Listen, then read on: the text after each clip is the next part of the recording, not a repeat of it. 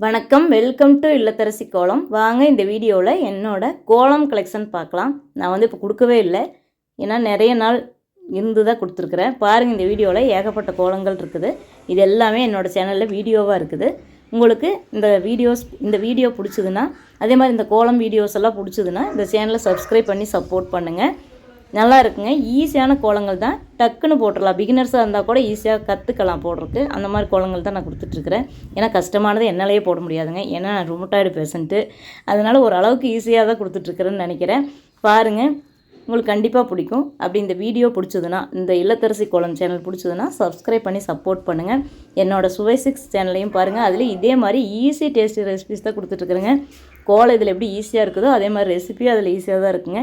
உங்களுக்கு கண்டிப்பாக பிடிக்கும். அப்படி பிடிச்சதுன்னா என்னோடய சுவை 6 சேனலையும் பாருங்கள், சப்போர்ட் பண்ணுங்கள், சப்ஸ்கிரைப் பண்ணிக்கோங்க.